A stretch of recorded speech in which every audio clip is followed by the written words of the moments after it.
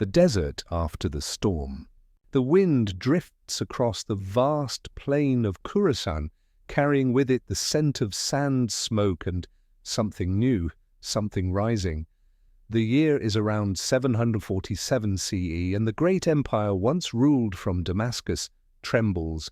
You can almost hear the echoes of the past, the hooves of Umayyad cavalry, the calls to prayer rising over the white stone mosques of Syria, the sound of gold coins clinking in the markets of Cordoba and Basra. But that was before the storm, before the anger of the people and the promises of change began to stir the desert. The Umayyad Caliphate had ruled for nearly a century, stretching from the mountains of Spain to the deserts of India. It was the first great Islamic dynasty, and for a time its power seemed endless. Yet beneath its shining domes, resentment grew like a quiet flame. Many Muslims, especially those far from Damascus, felt abandoned.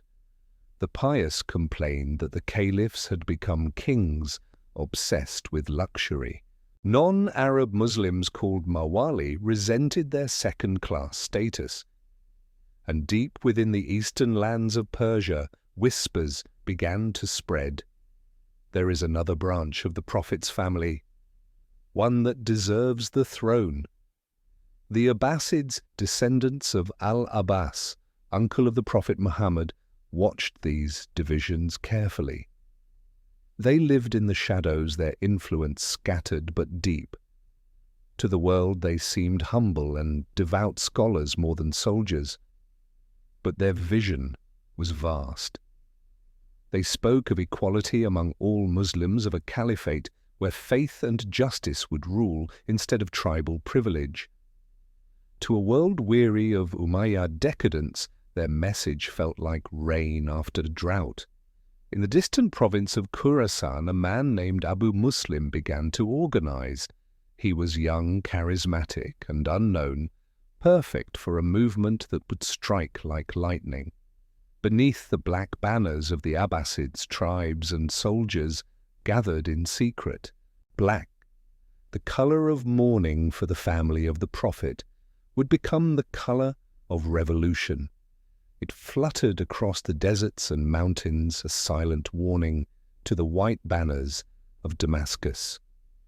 You can picture it now, torches flaring under the cold stars, the desert wind whipping through the tents, the low hum of prayer before dawn. In those moments, the faithful believed they were part of destiny itself. They saw themselves as avengers of wrongs, protectors of the Prophet's bloodline, restorers of divine order. By the year 749 CE, the movement could no longer be contained. Cities across the east rose in rebellion. The Umayyad governors, arrogant and unprepared, fell one after another. The Abbasid army, disciplined and burning with purpose, swept across the empire like a tide. The mighty river Tigris carried the scent of victory, and in the far-off palaces of Damascus, the Umayyad Caliph Marwan II felt the ground tremble beneath him. When the Abbasid forces entered Kufa, the moment of destiny arrived. A tall, solemn man was led to the pulpit of the great mosque. He was wrapped in black silk, his eyes dark as obsidian. The crowd held its breath as he spoke his first words, "As Caliph, I am the avenger of our family's blood." His name was Abu al-Abbas, but history would remember him as al-Safa, the blood spiller. It was not a name chosen lightly. The revolution had been born in vengeance, and blood would seal its birthright. In the spring of 750 CE, near the Great Zab River in northern Iraq, the armies of the Umayyads and Abbasids met in one of the most decisive battles of early Islamic history. Dust and steel filled the air. When the sun set, the white banners of the Umayyads lay torn in the mud, and their dynasty was finished. Marwan II fled through the desert, chased to Egypt, where he met his end. The Abbasids pursued their enemies, relentlessly erasing the last remnants of Umayyad power. Almost the entire Umayyad family was hunted down except for one young prince, Abd al-Rahman, who would later escape to Spain and found the Umayyad Emirate of Cordoba. But that is another story for another night. Now a new age began. The Abbasids turned their gaze eastward. Damascus, they believed, was a symbol of the old corrupt order. They wanted a new capital, one that reflected their Persian supporters, their cosmopolitan vision, and their faith in learning and trade. The Caliph al-Mansur, brother of al-Safa and far more patient, began to dream of a city that would be unlike any in the world. He would call it Madinat al-Salam, the city of peace. We know it today as Baghdad, but before Baghdad rose, the empire had to be built. From the Indus River to the Atlas Mountains, the Abbasids inherited a realm of dazzling variety: Persians, Arabs, Berbers, Turks, Armenians, Jews, Christians, and Zoroastrians, all living beneath one rule. Trade routes stretched across continents carrying spices, silk, and knowledge. Yet the empire was fragile. It had been won by faith and fury, but it would need law and vision to survive. In those early years, the Abbasid Caliphs sought to unite the world through the power of belief. The Arabic language became the thread that tied the empire together, the Quran its shared heart. Scholars codified Islamic law. Judges were appointed in distant lands, and caravans of golden ink moved side by side. The mosques filled with voices, different accents, different skin tones, one rhythm of prayer. Still in the quiet of the night, one might wonder if the revolution had truly changed the world. Power, after all, has its own gravity. The palaces of the Abbasids began to glitter, and the caliphs ruled with the same absolute authority once despised in the Umayyads.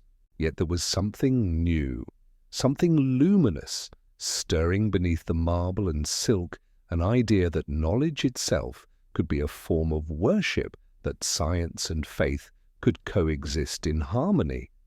In time, that idea would bloom into a civilization unmatched in beauty and intellect. But in this first chapter of their story, the Abbasids are still young, a dynasty born from blood, standing upon the edge of promise and peril. You close your eyes and can almost hear the city being imagined, the future hum of Baghdad, the laughter of poets, the crackle of oil lamps beside parchment.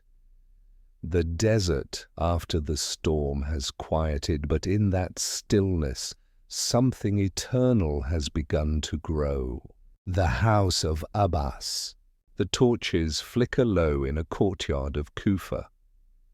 You can imagine the faint murmurs of voices in the dark, men and women gathered in secrecy, their faces half hidden beneath hoods of black cloth. They are not soldiers or merchants tonight, but believers in a cause older than the revolution that brought the Abbasids to power. They are followers of a dream, and at the heart of that dream stands a single family, the House of Abbas.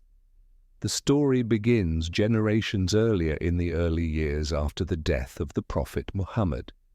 Among his kin was his uncle al-Abbas ibn Abd al-Muttalib, a man known for his wisdom and generosity. From him would descend a line that centuries later would change the course of the Islamic world. The Abbasids claimed not only blood, but purpose, believing they were chosen to restore justice where corruption had taken root. They did not say they were prophets. They said they were protectors of the Prophet's legacy. In the decades following the Prophet's passing, Islam expanded with astonishing speed. Caliphs ruled from Medina, then Damascus. The Umayyads built an empire vast beyond measure, but their rule was marked by hierarchy. Arabs from Syria and the Hijaz held privilege, while Persians, Berbers, and others felt sidelined. Faith, some whispered, had been replaced by power. The Abbasids listened to those whispers. They began their movement not in the palaces of Arabia, but in the distant province of Khurasan, where Persian culture, Islamic faith, and resentment of the Umayyads intertwined. It was there that the Abbasid Dawah, an underground network of preachers and envoys, spread its message. They spoke in measured tones, invoking the name of the reader min al-Bayt, meaning the chosen one from the Prophet's family. They did not at first reveal which branch of the family they served. This ambiguity united diverse groups, Shia, pious Sunnis, Persians, and even disenfranchised Arabs under one vague but powerful ideal that leadership must return to the Prophet's bloodline. Among those drawn to the cause was Abu Muslim al-Khurasani, a figure who seemed more legend than man. Little is known of his origins. Some say he was Persian, others that he was an Arab freedman, but all agreed he was a man of fire and faith. Abu Muslim became the living symbol of the Abbasid revolution, calm in demeanor, ruthless in action, utterly devoted to the family of Abbas. By the mid-740s, under his guidance, the Dawah transformed into a military movement. Secret cells became regiments, black banners replaced prayers whispered in the dark. Across Khurasan, the people prepared to rise. At the center of it all were two brothers, Abu al-Abbas al-Safa and Abu Ja'far al-Mansur. Together they represented the dawn of a new order. Al-Safa, younger but charismatic, embodied the passionate heart of the movement. Al-Mansur, reserved and calculating, would one day prove to be its enduring mind. Both were descendants of al-Abbas, heirs to an ideal that promised equality for all believers. When the Umayyad dynasty finally collapsed, the Abbasids faced the challenge of turning revolution into governance. Kufa became their temporary capital, its mosques and markets alive with celebration and curiosity. People came from across the empire to see the new Caliph, to hear the proclamations of justice and reform. Al-Safa, robed in black and gold, declared himself Caliph of the faithful. His voice echoed across the hall of the great mosque as he proclaimed, "We are the house of the Prophet's uncle, his family by blood, his heirs by faith. We avenge his house's oppression, and we shall rule by the justice of God." It was a speech to stir the soul. The people shouted their allegiance, and black banners unfurled from every minaret. But behind the grandeur, the world was trembling with uncertainty. The Abbasids had overthrown a dynasty of princes and generals, yet they now faced the same burdens of empire, restless provinces, unpaid soldiers, and religious factions waiting to test their legitimacy. The Shia, who had supported the revolution, believing it would restore leadership to the line of Ali, soon realized that the Abbasids had no intention of handing power to the descendants of Fatima. Discontent began to simmer once more. Meanwhile, al-Safa's rule was brief but fierce. His title, the Bloodspiller, came not merely from vengeance against the Umayyads, but from the bloody purges that followed victory. In the palace gardens of al-Hashimiyya, a feast was held for surviving Umayyad nobles, a feast that ended in massacre. History remembers it with both horror and awe. Gold cups filled with wine laughter echoing beneath lanterns, and then the sudden silence of death. It was a warning to all who might challenge the House of Abbas. When al-Safa died in 754 CE, his brother al-Mansur ascended the throne. Where the first Abbasid Caliph had been fire, the second was stone-hard, calculating, enduring. Al-Mansur understood that blood alone could not sustain a dynasty. It needed order, law, and vision. He reorganized the administration, strengthened the economy, and sought scholars who could codify Islamic governance. Yet even as he built, he watched his back. Abu Muslim, the great hero of Khurasan, had become too powerful, too beloved by the army and the people. Al-Mansur, fearing his influence, summoned him to his court. Legend says the two men met in a tense silence. "You are the sword of our family," the Caliph told him softly, "but the sword must never outshine the hand that wields it." Moments later, guards dragged Abu Muslim away. He was executed in secret. His followers mourned him as a martyr. His death marked the first crack in the Abbasid alliance. Still, al-Mansur's reign laid the foundations for a golden age. He saw what his brother had not, that the Abbasid dream could not survive on vengeance alone. The new caliphate needed a center worthy of its ideals, a city that would symbolize not just power, but knowledge and peace. And so upon the banks of the Tigris, he chose a patch of fertile land and began to design a city that would be the marvel of the world, Baghdad. The House of Abbas, once a family of hidden preachers and revolutionaries, now ruled an empire that stretched from the shores of the Atlantic to the mountains of Central Asia.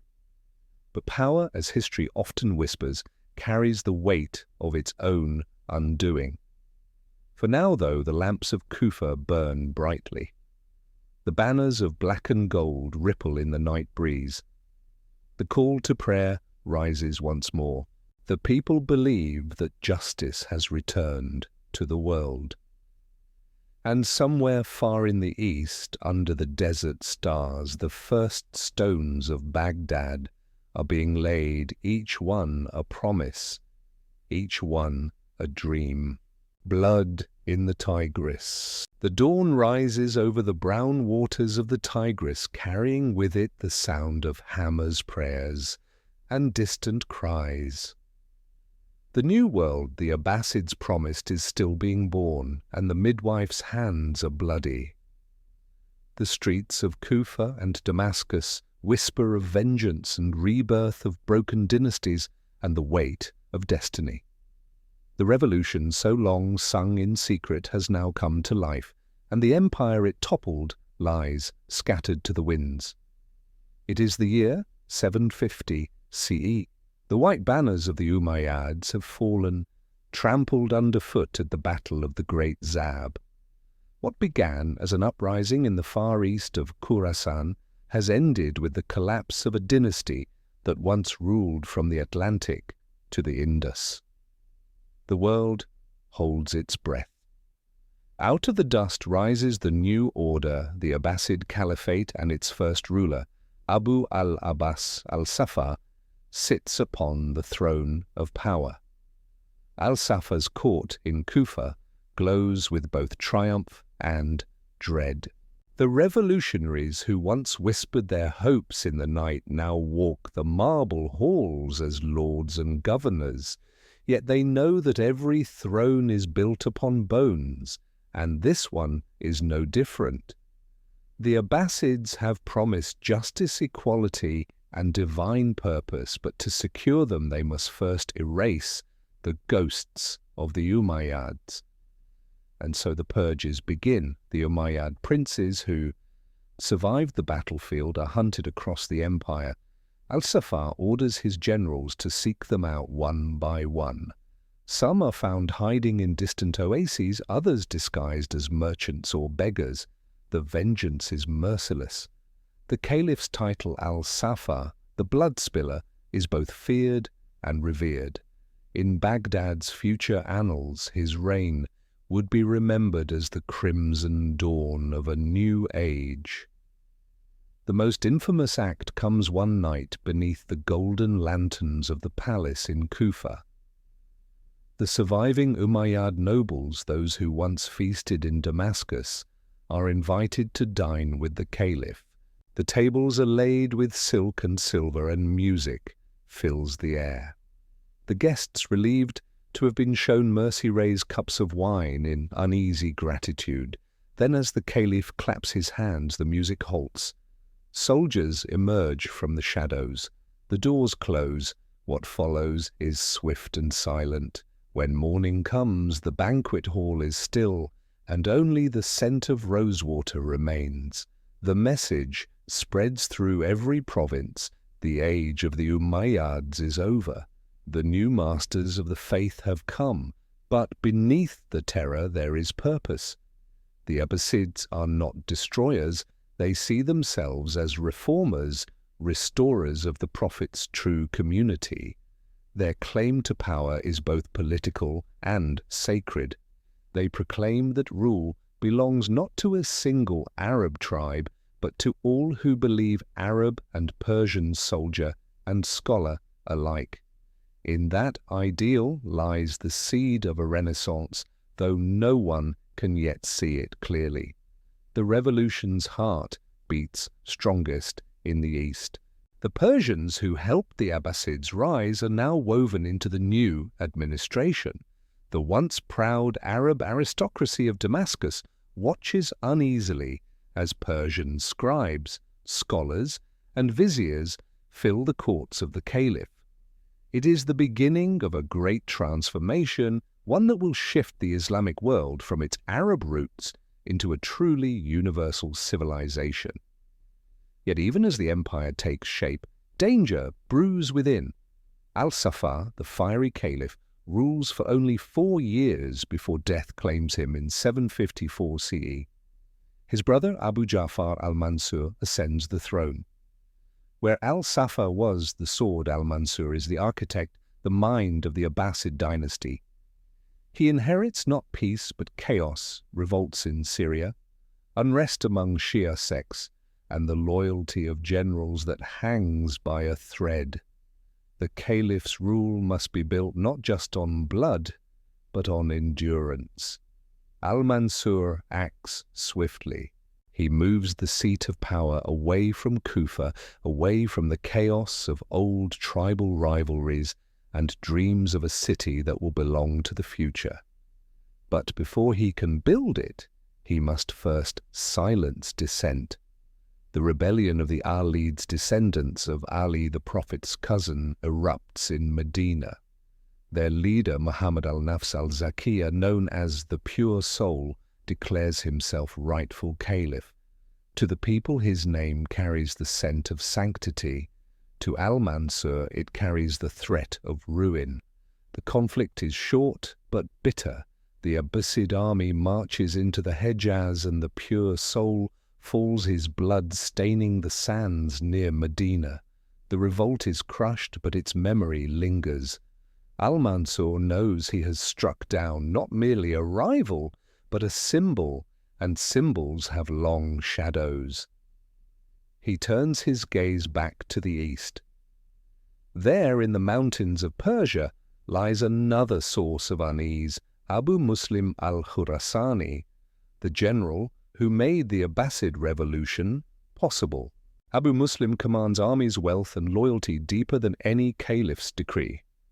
His name is spoken in reverence across Khurasan. Al-Mansur summons him to court. The meeting is quiet, tense. The caliph praises him, then accuses him of ambition. Abu Muslim protests, swearing loyalty. The caliph smiles and gives the signal. Moments later, the great hero lies dead. Outside, the Tigris flows on, indifferent to the tragedies along its banks. Al-Mansur rules with caution, intelligence, and iron will. He rebuilds the treasury, restores discipline, and reforms the bureaucracy. The empire that had been born in fire begins to solidify. To many it feels as though the blood in the Tigris has finally washed away. but power like the river never truly rests.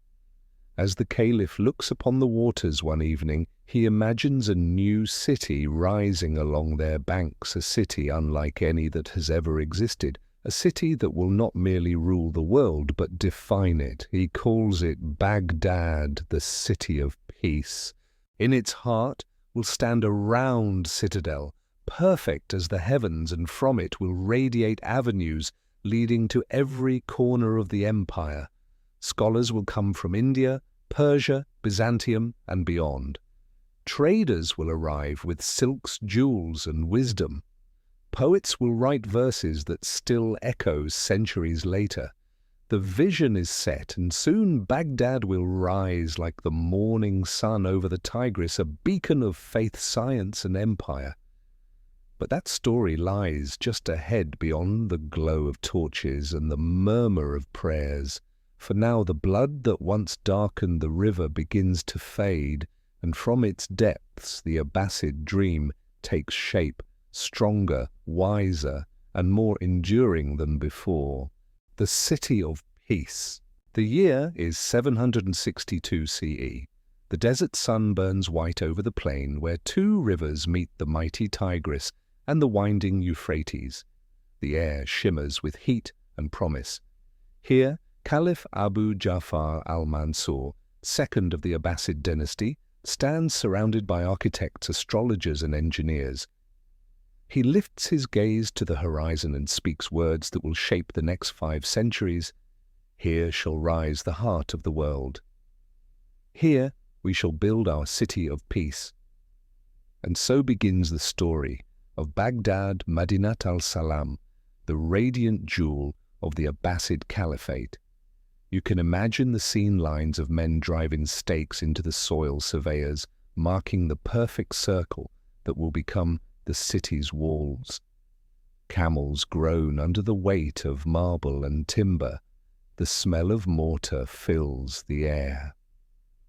From across the empire, Persia, Syria, Egypt, and beyond, builders, craftsmen, and scholars arrive. The Caliph's dream is no ordinary capital. It is to be a symbol, a declaration that the Abbasids are not just rulers but architects of civilization itself. The plan for Baghdad is unlike anything seen before. Al-Mansur demands perfection. The city will be circular round as the heavens, with 4 great gates opening to the cardinal points. The Golden Gate Palace will stand at the center, its gilded dome catching the morning light. Around it will rise the great mosque, the treasury, and the council chambers. Radiating outward, streets and markets will form concentric circles, a cosmic pattern reflecting both order and divinity. It is said that al-Mansur personally oversaw the laying of the foundation stones, his hands pressed to the soil as prayers were recited. The astrologers chose the precise hour for construction, aligning the stars with Jupiter, the planet of kingship and fortune. In that moment, Baghdad was born an earthly mirror of paradise. Within a few years, the city flourished beyond all imagination. Traders from China brought silk and porcelain. Indian merchants carried spices and jewels. Caravans from Byzantium brought glass and wine. The markets overflowed with color saffron, indigo, sandalwood, and myrrh. You could walk through the souks and hear 100 languages, Arabic, Persian, Greek, Sanskrit, all mingling in the hum of life. But Baghdad was more than wealth. It was intellect. Al-Mansur understood that power rooted in fear would fade, power rooted in knowledge could last forever. He gathered scholars to his court, mathematicians, astronomers, physicians, and poets. They debated beneath lanterns late into the night, translating works from Greek, Syriac, and Sanskrit into Arabic. The empire was beginning to hum with ideas. In the palace gardens, fountains murmured beside marble pavilions. Courtiers strolled under palm trees heavy with fruit. Music drifted from the chambers where poets recited verses of love and loss, and philosophers pondered the mysteries of creation. The Caliph himself often joined these gatherings, his sharp mind testing their logic, his heart quietly delighted by their eloquence. And yet al-Mansur's reign was not one of luxury alone. He ruled with discipline, almost austerity. He rebuilt the economy, standardized coinage, and established an efficient bureaucracy. Every record, every tax, every decree passed through the careful hands of scribes. The empire, vast and diverse, was bound together not only by faith, but by administration, by the ink of order. The Caliph's caution was born of hard lessons. He remembered the chaos that followed the revolution, the betrayals and assassinations that nearly destroyed his dynasty. He trusted few and watched many. Even his family was not beyond suspicion. Yet for all his guarded nature, al-Mansur's creation, Baghdad, was open to the world. It became the meeting point of East and West, the crossroads of every human endeavor. At night, the city glowed like a constellation. Oil lamps flickered along the riverbanks. Musicians played along the Tigris as small boats drifted past their reflections, dancing in the water. The call to prayer rose from minarets, blending with the laughter of merchants and the distant chanting of scholars reciting the Quran by candlelight. Travelers who entered Baghdad spoke of it as if describing a dream. No city on earth, one Persian poet wrote, possesses such beauty, such symmetry, such abundance. Here even the air seems perfumed with wisdom. But for all its splendor, the city of peace was not without shadows. Al-Mansur's reign was marked by strict control. Rebellions flickered in the provinces, and the Caliph suppressed them ruthlessly. He feared the Shia factions most of all, for they still claimed that true leadership belonged to the descendants of Ali. Some he imprisoned, others he executed. He was also haunted by the ghost of Abu Muslim al-Khurasani, the hero he had slain. Rumors spread that Abu Muslim's spirit wandered the desert, that his followers awaited his return as a messiah. In Persia, secret sects formed around his memory, whispering prophecies of vengeance. Al-Mansur's spies worked tirelessly to extinguish these fires, but faith, especially wounded faith, is not easily silenced. Despite these undercurrents, the Abbasid Caliphate stood stronger than ever. Its armies guarded the frontiers from Byzantium and Central Asia. Its merchants filled the treasuries. Its scholars laid the foundations of science and philosophy that would one day shape the modern world. And at the heart of it all, Baghdad gleamed like a second sun. In the palace, al-Mansur would sometimes sit alone on the balcony overlooking the river. The night air was cool, scented with jasmine. From the distance came the hum of life, the markets closing, the chants of night prayers, the soft toll of water against stone. The Caliph would close his eyes and listen. In those moments he must have felt the immensity of what he had built, the weight of empire and the fleeting nature of time. He knew, as all great builders do, that even the most perfect city cannot last forever. But he also knew that some creations endure not in stone but in spirit. Baghdad would become the heart of Islamic civilization, a beacon of learning, tolerance and beauty that would outshine every city of its age. When al-Mansur died in 775 CE, his son al-Mahdi took the throne, inheriting a city alive with promise. Under his descendants, Baghdad would reach heights. No one could yet imagine a world where scholars and poets would rival kings and the pursuit of knowledge would become a sacred calling. But tonight the torches still burn low on the palace walls. The Tigris flows gently through the heart of the new city, its waters catching the moonlight like molten silver. The empire sleeps beneath the stars, unaware that it stands at the dawn of the golden age of Islam.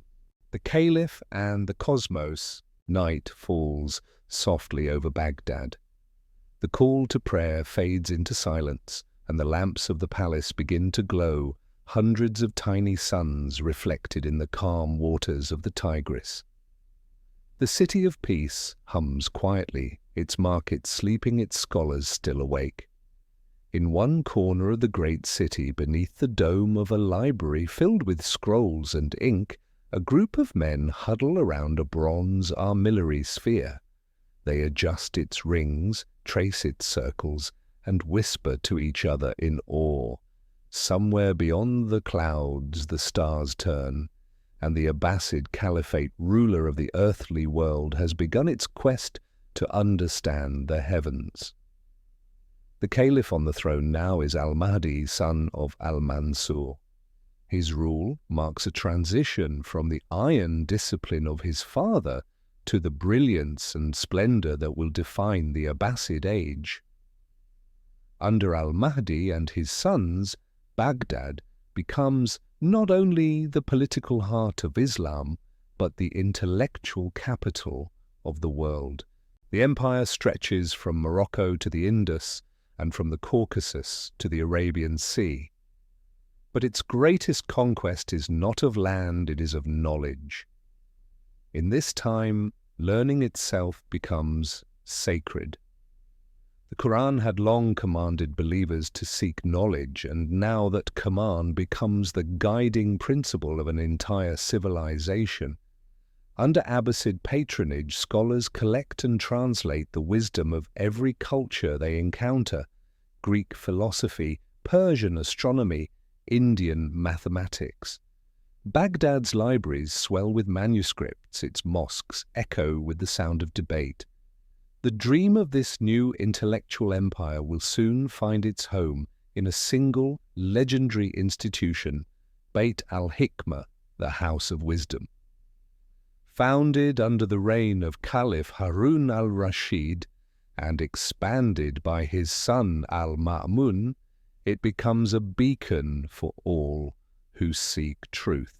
Within its walls, philosophers and mathematicians, poets and astronomers work side by side, their minds crossing boundaries of language, faith, and time. But before we reach that golden moment, we must pass through the glittering reign of Harun al-Rashid, himself the most famous of all Abbasid caliphs, a man who will live forever in myth and memory. Harun al-Rashid, whose name means Aaron, the rightly guided, ascends the throne in 786 CE. To his people, he is more than a ruler, he's a symbol of divine order, the embodiment of justice and refinement. Under his reign, Baghdad reaches the height of its magnificence. The city teems with poets, courtiers, merchants, and philosophers. The streets are alive with music, the air thick with perfume. At night it is said that Harun disguises himself in simple clothes and walks among his people. The storytellers in the bazaars whisper of a caliph who listens unseen, who knows the heart of every man and woman in his city. It is this image that will later weave itself into the tales of the 1001 Nights, the wise and mysterious ruler who reigns over a realm of wonder. But Harun is no mere dreamer. His reign is a delicate dance between faith and ambition. The Abbasid Caliphate, now vast beyond measure, must be governed with precision. The Caliph appoints viziers from the powerful Barmakid family, Persian administrators of extraordinary skill. Under their guidance, the empire's bureaucracy flourishes, roads are repaired, canals dug, taxes collected with efficiency. For a time, the empire seems eternal. Trade enriches the realm. Ships from China bring porcelain and silk. caravans from Africa carry ivory and gold. The bazaars of Baghdad overflow with goods from every corner of the known world.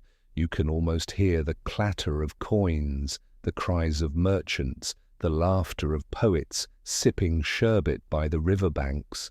Wealth, learning, and piety coexist in a balance rare in human history. Yet beneath the glittering surface tensions stir. Power like gold attracts envy. The Barmakids' once trusted advisors grow too influential. Their palaces rival the Caliph's own. Their generosity wins them loyalty that alarms Harun. One night, in an act as swift as it is shocking, the Caliph orders their downfall. Their wealth is confiscated, their leaders imprisoned or executed. The empire trembles. The message is clear: no star must shine brighter than the sun. Still the Abbasid light does not dim. Even amid political intrigue, the thirst for knowledge continues to grow. Harun al-Rashid invests heavily in scholarship, sending emissaries to Byzantium and India to collect texts on science, philosophy, and medicine. Translators in Baghdad labor tirelessly turning Greek works into Arabic. Through them, names like Aristotle, Ptolemy, and Galen are reborn in a new language, given new life under the desert stars.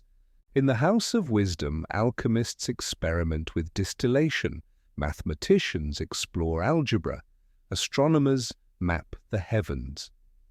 The Caliph himself is fascinated by the cosmos. He funds observatories and invites scholars to explain the movement of the planets, believing that to understand creation is to glorify its creator. Faith and reason walk hand in hand through the marble halls of Baghdad. It is said that when Charlemagne, the great king of the Franks, heard of Harun al-Rashid's fame, he sent gifts and envoys to Baghdad. The Caliph responded with treasures that Europe had never seen: silks, perfumes, a clock of gold that marked the hours with tiny bells and mechanical birds. The world beyond the desert gazed eastward in awe. For a brief moment in history, Baghdad was not just the center of Islam, it was the center of the world. As the night deepens, you can almost see it, the Caliph, standing on the balcony of his palace, the scent of jasmine in the air, the sound of scholars debating in the distance. He looks up at the stars that his astronomers study and feels their pull. Perhaps he wonders, as rulers often do, whether his empire will last as long as the heavens above him. He cannot know that centuries later, long after his palaces have crumbled, his name will live on in stories told by candlelight tales of wisdom, justice, and mystery. Nor can he know that his age, this radiant century of intellect and beauty, will one day be called the Golden Age of Islam. For now, Baghdad shines brightest at midnight. Its scholars are the new explorers, its libraries, the new oceans, and the stars their compass. And at the heart of it all, the Caliph, the guardian of both faith and knowledge, sits beneath the great dome of his palace, gazing upward at a universe he seeks to understand. Harun al-Rashid, the shining Caliph. The moonlight glows upon the marble domes of Baghdad, and a hush falls over the city that never truly sleeps. From the palace known as al-Khuld, the Caliph Harun al-Rashid looks out across his empire, the shining heart of the Islamic world. Below him, the Tigris drifts like a ribbon of silver. Above him, the heavens turn in slow perfection. The lamps of the courtyards flicker, and the scent of rosewater lingers in the warm night air. To the people of Baghdad, Harun is more than a ruler. He is the embodiment of prosperity, piety, and magnificence. His name means Aaron the rightly guided, and in his reign, the Abbasid Caliphate gleams like a jewel in the crown of time. By day, the Caliph governs an empire that stretches from North Africa to the mountains of Central Asia. By night, legends say he walks among his people in disguise, listening to their joys, their grievances, and their stories. It is said that sometimes, under a simple cloak, he strolls through the crowded bazaars, sharing meals with merchants and fishermen, leaving behind gifts for the poor. Whether these tales are truth or legend, they carry a deeper meaning that even at the height of power, the Caliph's heart remains bound to his people. It is in Harun's time that the Abbasid Golden Age reaches its purest light. The palaces of Baghdad shimmer with gold and marble. Poets and musicians gather at the court like birds drawn to music. Scholars debate philosophy, medicine, and law. The Caliph's court becomes a living symphony of art, intellect, and devotion. Harun's palace at al-Khuld is a wonder of its age. Gardens stretch for miles perfumed with jasmine and myrtle. Fountains murmur under the shade of cypress trees. Marble pavilions open onto the river where swans glide in the moonlight. Inside, the Caliph sits upon a throne of gold, surrounded by courtiers, poets, and ambassadors from far-off lands. The air hums with the sound of lutes and verses recited by candlelight. In one such gathering, the poet Abu Nuwas, famous for his wit and excess, entertains the Caliph with verses that dance between reverence and mischief. His laughter fills the hall. Even Harun, known for his stern dignity, cannot suppress a smile. The poets of his court, the scholars in his libraries, the musicians in his chambers, all become part of a cultural renaissance that radiates across the known world. But Harun's reign is not all silk and song. Beneath the beauty lies a web of intrigue. Power is a delicate thing, and the Caliph knows that loyalty can shift like sand in the desert wind. His most trusted advisers, the Barmakids, a family of Persian viziers, had guided him from youth. Their wisdom and generosity helped shape the early success of his rule. Yet in time their brilliance began to outshine even the Caliph's light.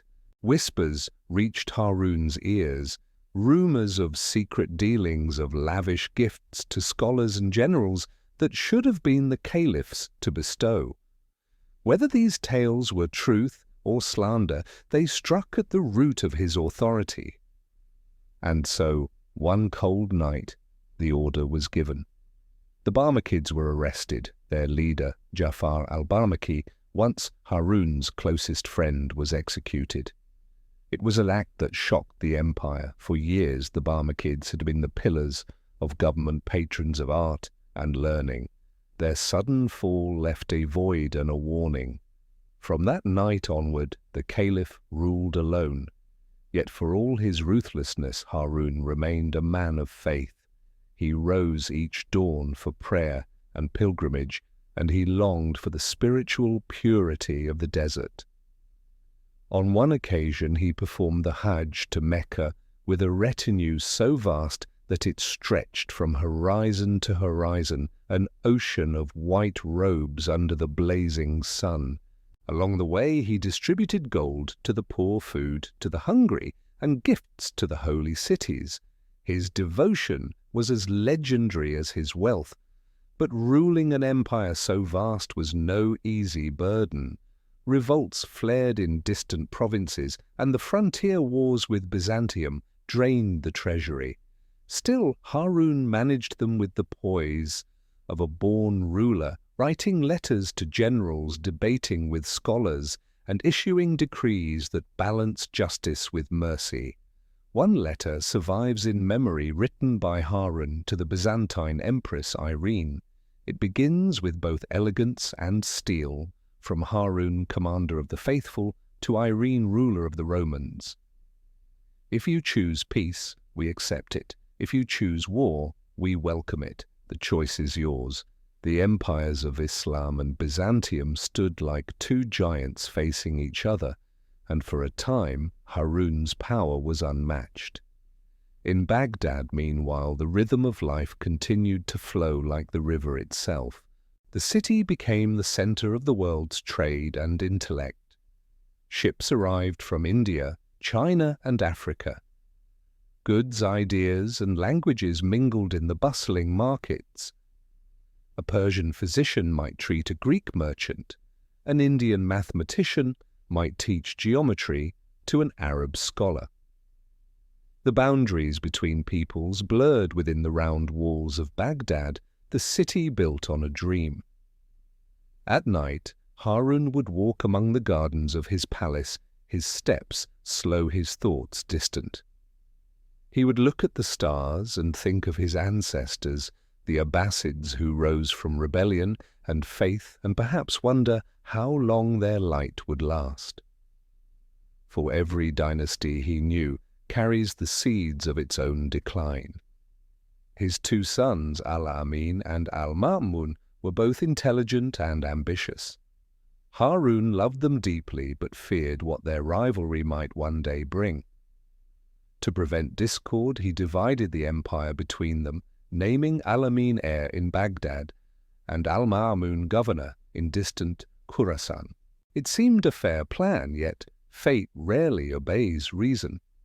When Harun al-Rashid died in 809 CE, during a campaign in the east, the empire mourned deeply. His reign had been an age of light, a blend of poetry and politics, of sword and scripture. But with his death, the fragile balance he had maintained began to tremble. His sons would soon turn their love into war, and the empire's golden serenity would darken with blood. For now, though, history rests on the stillness of the river. The torches of Baghdad flicker in the night breeze. Somewhere in a distant courtyard, a poet finishes a verse. A scholar turns a page, and the stars above the Caliph's city burn bright and unchanging. Harun al-Rashid's legacy glows not only in the marble of palaces or the gold of treasuries, but in the pursuit of knowledge he inspired, in the conviction that to seek wisdom is to serve God. His was an empire of the mind as much as the sword, and long after its armies are dust, his name will shine like the moon, reflected upon the waters of the Tigris. The dream of the East. The morning mist rises from the Tigris like a thin veil, softening the domes and minarets of Baghdad in a haze of gold and silver. It is the 9th century, and the Abbasid Caliphate glows at the height of its splendor. The empire stretches farther than the mind can easily hold, from the deserts of Arabia to the green shores of Africa, from the mountains of Persia to the distant cities of India. It is a world bound together not merely by conquest, but by exchange of goods, of ideas, of dreams. In the time after Harun al-Rashid, as his son al-Ma'mun rises to power, the empire's gaze turns eastward. It is a time of science discovery and wonder. The Abbasids no longer seek merely to rule the world, they seek to understand it. The Silk Road hums like a living artery. Caravans of camels, their backs heavy with silk, porcelain, spices and gems, move in long processions through deserts and oases. Ships glide along the Arabian Sea, their sails white as clouds, carrying goods from India and China. At the docks of Basra and Siraf, the air is thick with the smell of cinnamon and sandalwood. Gold coins, stamped with Arabic script, pass from hand to hand, connecting Baghdad with lands as far as the Tang dynasty in China. The Caliphate becomes the heart of a global network, the crossroads of civilization. Baghdad, Samarra, Basra, Damascus, and Cairo pulse with the rhythm of trade. But alongside the merchants come scholars and pilgrims, poets and philosophers, each bringing not only goods but knowledge. From India comes the numeral system that will one day transform mathematics. From Greece come the philosophies of Aristotle and Plato. From Persia, the refined art of administration and literature. From Egypt, medical wisdom dating back to the pharaohs. The Abbasids gather all of it, translate it, debate it, refine it, and make it their own. It is the age of the Bayt al-Hikmah, the house of wisdom blooming under Caliph al-Ma'mun's vision. He sees learning as the empire's greatest treasure. Within its walls, the world's most brilliant minds work side by side. There is al-Khwarizmi, who writes al-Kitab al-Mukhtasar fi Hisab al-Jabr wal-Muqabala, the foundational text of algebra giving birth to the very word al-Jabr, restoration. His work will travel across centuries and continents, shaping the mathematics of Europe and beyond. Nearby, Hunayn ibn Ishaq, a Christian Arab scholar, translates Galen's works on medicine from Greek into Arabic, ensuring that the wisdom of the ancients is preserved. Al-Razi, the great physician, begins to write his medical encyclopedias describing smallpox, measles, and treatments with astonishing clarity. Al-Farghani, the astronomer, studies the movement of the stars and measures the Earth's circumference with remarkable accuracy. The House of Wisdom becomes a universe in miniature, a place where faith and reason walk hand in hand, where no question is too bold and no mystery too sacred to explore. The scholars of Baghdad debate the nature of light, the orbit of planets, the anatomy of the human body, and even the fabric of existence itself. At night, when the city sleeps, the observatories come alive. Scholars peer through astrolabes at the heavens, charting the stars that once guided Arab sailors across the desert. They believe that by understanding the cosmos, they are not challenging God, but glorifying Him. For to know His creation is in their eyes the highest form of worship.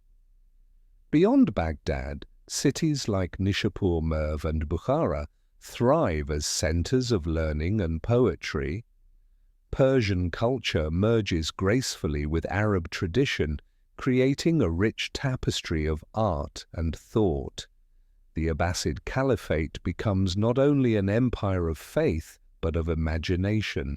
The Arabic language, now the universal tongue of scholarship, carries ideas farther than armies ever could. Libraries grow vast, filled with scrolls and codices. Paper newly introduced from China replaces parchment-making books more abundant than ever before. The streets near the mosques and markets are lined with bookshops, and reading becomes both a spiritual and social act. The city's intellectual energy extends into its architecture. The great mosque of Samarra, with its spiraling minaret rising toward the sky, seems to imitate the motion of the heavens. The domes of Baghdad's palaces glitter like constellations of their own. Every brick laid, every verse written feels touched by the same sense of divine geometry, that all things are connected, all truths reflections of the same light. But not all is harmony. The same curiosity that fuels discovery also stirs theological debate. Under al-Ma'mun, the Mu'tazilite movement gains influence thinkers who believe that reason can illuminate the truths of faith. They argue that the Quran was created by God, not co-eternal with Him, and that human intellect is part of divine justice. To their opponents, this reasoning borders on heresy. Tensions rise, arguments spill from scholarly halls into the streets. The Caliph, convinced that truth lies with the Mu'tazilites, imposes the Mihna or Inquisition, demanding that judges, scholars, and preachers affirm this belief.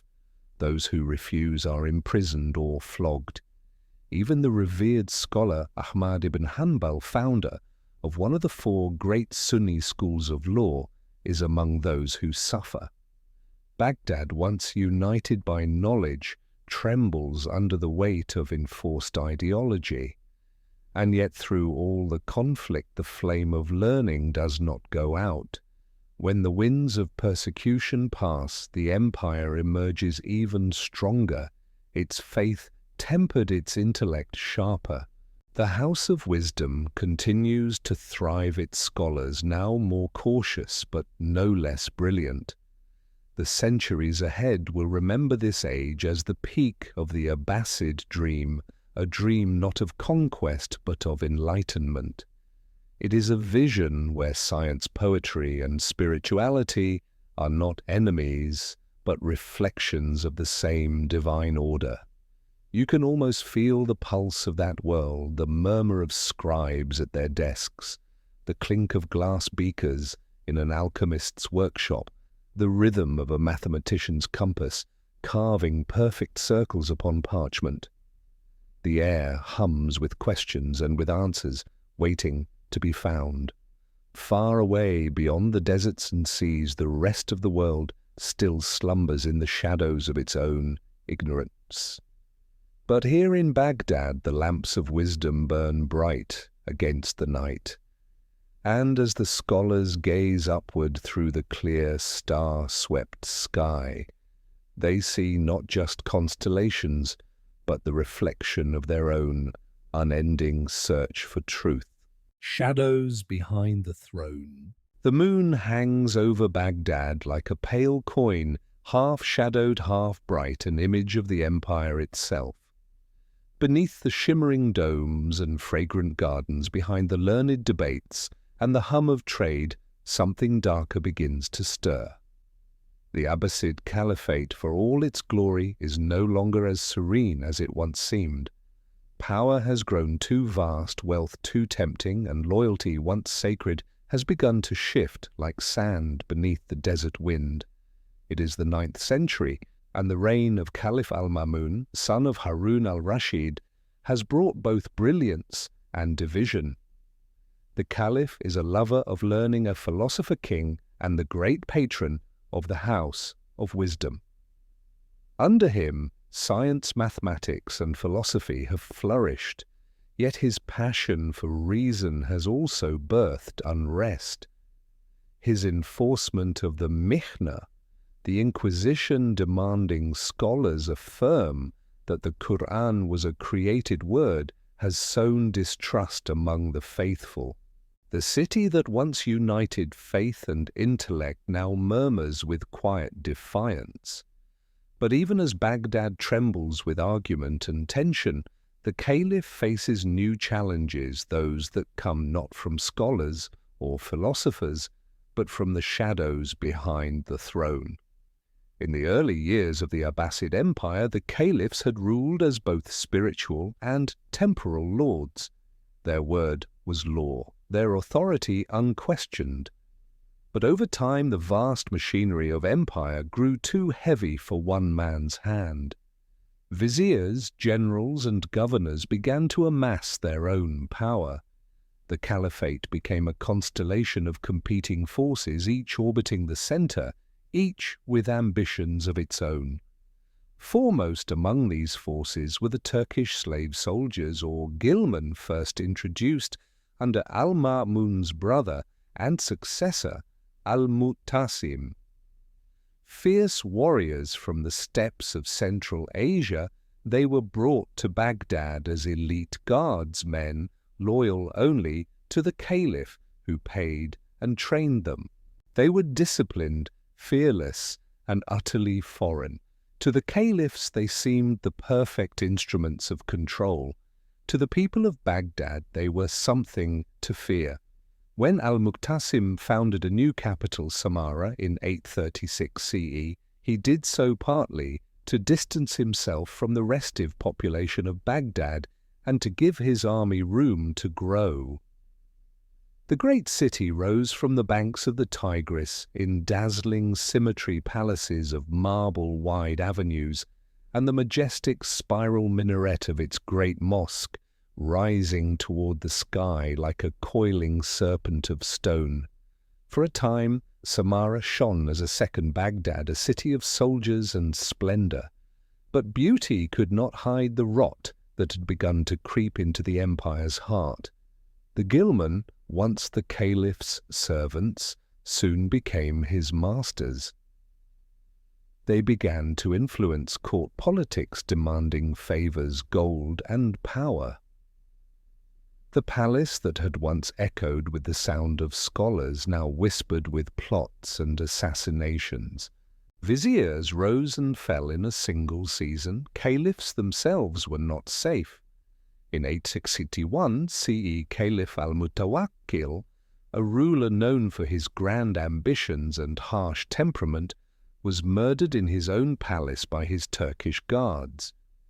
His death marked the beginning of what historians would call the anarchy at Samarra, a dark chapter when the caliphs became puppets, their thrones controlled by military factions. It was as though the empire had turned upon itself. The once mighty Abbasid Caliphs, heirs to a revolution that had toppled the Umayyads, now found themselves prisoners in their own palaces. The very soldiers meant to protect them dictated who would live and who would die. Outside the palace walls, the world kept spinning. Trade continued, poets still wrote, scholars still debated beneath the domes of Baghdad. But the authority of the Caliphate was slipping slowly but surely into the hands of those who served only power. The empire, like a great ship, was still magnificent, but its rudder was broken. In the provinces, governors began to rule as kings in all but name. In Egypt, the Tulunids established their own dynasty. In Persia, the Samanids and Buyids rose to prominence. The frontiers that once pulsed with the might of Abbasid armies now answered to local rulers who paid only token homage to Baghdad. Even religion became a battleground. Sunni and Shia theologians clashed over the nature of authority, while mystics, soon to be called Sufis, retreated from politics altogether, seeking God not through the caliph's courts, but through the stillness of the heart. The spiritual life of Islam began to move away from the palaces and into the deserts, the lodges, and the poetry of longing. Through it all, Baghdad remained luminous, but the light flickered. The streets that had once echoed with laughter and music now buzzed with unease. The people spoke cautiously of the palace intrigues, the soldiers' cruelty, the caliphs, who rose and fell like shadows. The city of peace had become a city of whispers. And yet the Abbasid spirit did not die. Even as the empire fractured, its cultural power remained immense. Poets like al-Mutanabi and Abu Tammam continued to shape the Arabic tongue into an instrument of unparalleled beauty. Historians and theologians, jurists and geographers carried forward the intellectual legacy of the Golden Age. From Cordoba to Bukhara, from Cairo to Samarkand, the Abbasid vision still inspired an invisible empire of the mind, if not of the sword. In the palace of Samarra, another caliph rises only to be brought down by the soldiers he commands. The Tigris carries the echoes of rebellion downstream past fields and villages, past the ruins of ancient Babylon, past the gates of Baghdad itself. The empire still looks magnificent from afar, but up close the cracks are clear. The shadows behind the throne are growing darker. One night, as the lamps burn low, an aging scholar stands on the banks of the river. He remembers the days when Baghdad was the heart of the world, when caliphs like Harun al-Rashid ruled with wisdom and splendor, when the house of wisdom blazed with light. Now he sees only soldiers and factions viziers, plotting and dying faith, twisted by power. Yet even he admits softly that the light has not gone out.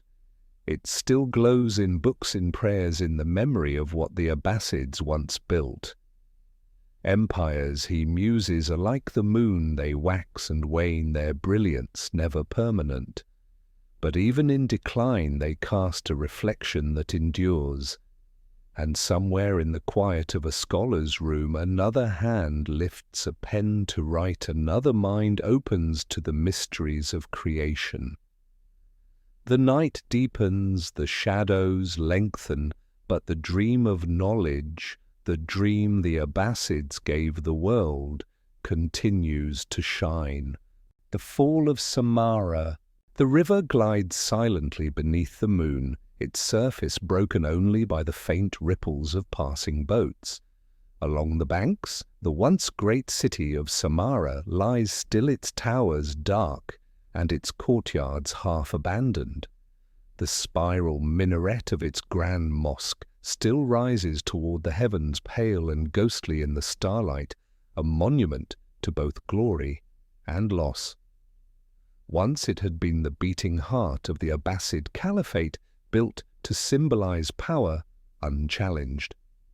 Now it stands as a warning, whispering the same truth that all empires eventually learn, that greatness once grasped cannot always be held. Samarra had been born from ambition.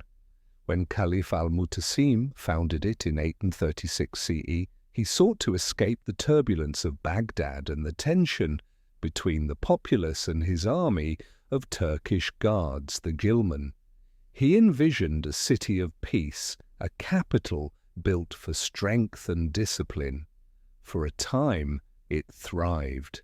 Palaces of marble stretched for miles, gardens shimmered under fountains of clear water, and soldiers paraded down wide, sunlit avenues. But as the years passed, the city began to reflect the fractures of the empire that built it. Al-Mutasim's successors, men like al-Wathiq and al-Mutawakkil, inherited a world both immense and unstable. The caliphs were still powerful in name, but the cords that bound the empire together had begun to fray.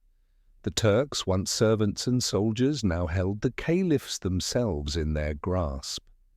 In the early years, the relationship was merely uneasy, but as the Ghilman grew in number and influence, their loyalty shifted from the caliph to their own commanders. The palace guards became kingmakers, deciding who ruled and who died. The Abbasid caliphs, descendants of the prophet's uncle and heirs to a divine trust, found themselves prisoners behind their own gilded walls. The tragedy came to a head with Caliph al-Mutawakkil, a man of vision and contradiction. He restored the primacy of Orthodox Sunni Islam after years of theological division, ending the Mihna and embracing traditional scholars once more. He also embarked on an ambitious building campaign, transforming Samarra into a marvel of architecture and art. The great mosque of Samarra, with its vast courtyard and the towering spiral minaret called the Malwiya, became the pride of the empire, a physical expression of spiritual ascent. But as the mosque rose toward heaven, the ground beneath the caliph's throne began to crumble. Al-Mutawakkil's relationship with his Turkish guards soured. They had grown arrogant, their influence unchecked. When the caliph attempted to limit their power, they turned against him. In the year 861 CE, as he dined with his son, the guards stormed the palace and struck him down. The caliph's blood spilled across the marble floors, the first Abbasid ruler slain by his own soldiers. The assassination sent shockwaves through the empire. What followed was a period that historians would later call the Anarchy at Samarra. In just 25 years, between 861 and 870 CE, 4 caliphs would be murdered or deposed. One after another, the successors of al-Mutawakkil rose and fell, their fates decided not by divine will or popular support, but by the whim of the army. The empire that had once governed the world's most powerful cities now trembled in chaos. In the provinces, governors ceased to send taxes. In the palaces, courtiers whispered and schemed. The caliphal title, the once sacred name, commander of the faithful, became little more than a mask worn by whoever survived long enough to claim it. And yet even in the midst of this turmoil, the brilliance of Abbasid civilization did not vanish. Scholars continued to write, poets still sang. The intellectual life that had flourished in Baghdad could not be killed by the swords of soldiers. The ulama, the scholars of law and theology, began to emerge as new anchors of authority. Their teachings spread through mosques, schools and homes, offering a stability that politics could not. It was as though while the body of the empire weakened, its soul grew stronger. Still, the palace intrigue of Samarra dragged on. The caliphs, terrified and powerless, became puppets in a deadly game of control between Turkish generals. Each faction sought to place its own candidate upon the throne. The treasury was drained, the army unpaid, rebellions flared across the empire. In the marshes of southern Iraq, a new and dangerous uprising began, the Zanj rebellion led by African laborers enslaved in the salt marshes. It would take decades to suppress, and when it ended, the land itself was scarred. By the time Caliph al-Mu'tamid rose to the throne in 870 CE, the Abbasid realm was a shadow of its former self. The Caliph retained the title and the ceremony, but not the command. The true power lay with his brother al-Muwaffaq, who ruled in all but name. Together they struggled to restore order, to reclaim what could still be saved. Slowly, painfully, the tide began to turn. The caliphal authority was re-established, fragile but breathing. The Turkish factions were subdued, at least for a time. The Abbasid name still carried weight, still inspired awe, even in distant lands. Baghdad, abandoned as the capital decades before, was reclaimed, and once again the caliphs returned to the city that had first borne their dream. But Samarra never recovered. Its palaces fell silent, its gardens withered. The city that had once embodied the empire's might became a monument to its decline. Travelers who passed through in later centuries described a haunting beauty, vast empty courtyards, broken mosaics glinting in the sunlight, and the lonely silhouette of the Malwaya spiraling endlessly toward a sky that no longer answered. The fall of Samarra was not just the fall of a city, it was the turning of the Abbasid world itself. The Caliphate would survive for centuries more, but its spirit had changed. The age of omnipotent caliphs was gone. In its place rose a subtler, quieter strength, the endurance of culture, of learning and of faith that no sword could destroy. And so as the night settles upon the ruins, the Tigris flows on. The river remembers everything, the laughter of soldiers, the prayers of scholars, the cries of murdered kings. The city that once rose from its banks in glory now sleeps in silence, but its reflection still shimmers in the water. For every empire that fades leaves behind something greater than power. The Abbasids, even in their decline, left a legacy of thought, of language, of art that would ripple across the world for centuries. Samarra may have fallen, but the dream it represented, the dream of a civilization built upon knowledge and faith, still glows faintly in the dark, like the last ember of a great and sacred fire. The fragmented caliphate. The sun sets over the Tigris, and its golden light stretches across the rooftops of Baghdad like the final brushstroke on a fading masterpiece.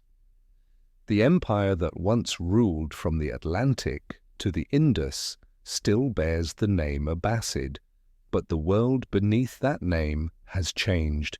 The Caliph's authority, once absolute, once radiant, as the sun has become scattered like the rays of twilight, broken into pieces of light and shadow. The age of unity is over. The Abbasid Caliphate, though still the spiritual heart of the Muslim world, now rules more by memory than by might. Provinces that once bent the knee to Baghdad have drifted away, forming new dynasties, new courts, and new centers of power. The empire that began as a revolution for justice and knowledge has become a mosaic of kingdoms, each shining briefly in its own light. In the west, the distant province of Al-Andalus, Spain, has long since fallen from Abbasid hands. There, the surviving branch of the Umayyad family, once thought extinguished, has risen again. The young prince Abd al-Rahman, who escaped the Abbasid purges decades before, crossed the deserts of North Africa and built a new throne in Cordoba. Now his descendants rule a kingdom of their own, where Moorish palaces glitter with fountains and the air hums with poetry and science. Though the Umayyads of Cordoba claim no allegiance to Baghdad, they mirror much of its spirit. The libraries of Andalusia rival the Abbasid House of Wisdom. Its philosophers study the works of Aristotle and Galen. Its architects raise the great mosque of Cordoba, with arches that seem to float like stars. Even as the caliphate fractures its essence, spreads like light through glass, fragmented but radiant. To the south, the lands of Egypt and North Africa fall under the sway of the Tulunids and later the Fatimids, a rival Shia dynasty that claims descent from Fatima, the daughter of the Prophet Muhammad. The Fatimids established their own caliphate first in Tunisia and later in Cairo, challenging the Abbasids not only with swords but with theology. Their scholars, too, seek knowledge, building libraries and observatories that echo the Abbasid example. Yet each new kingdom that rises erodes the unity of the old. To the east, the story is the same. Persia, the cradle of Abbasid support in centuries past, now blossoms under its own dynasties. The Saffarids, Samanids and Buyids rule with growing independence, their courts filled with poets and scientists who still write in Arabic, but increasingly glorify Persian culture and kingship. The idea of empire remains, but its center has shifted. The Abbasid Caliph in Baghdad becomes less a ruler and more a symbol, a sacred heir, whose name blesses the coins and prayers of distant kings, but whose hand no longer directs their armies. Even within Iraq, the caliphs must navigate a delicate balance. They no longer command the vast revenues that once flowed into their treasuries. The Turkish generals, the viziers, and the wealthy merchant families of Baghdad wield power behind the scenes. The caliphate has become a stage, its grandeur preserved its script, rewritten by others, and yet miraculously the Abbasid world does not fall into ruin. If the empire has fractured, its culture has multiplied.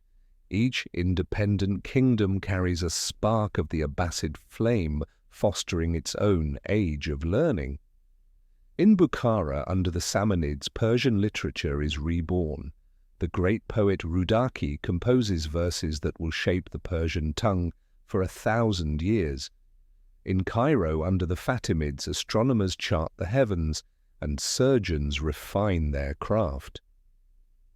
In Baghdad, theologians and jurists codify the great schools of Islamic law, Hanafi, Shafi'i, Maliki, and Hanbali, ensuring that even as the empire fades, its intellectual order remains eternal.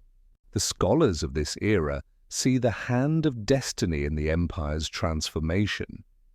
The Abbasid Caliphs, they say, have become the custodians of a spiritual kingdom rather than an earthly one. They preside not over soldiers, but over knowledge, not over armies, but over ideas.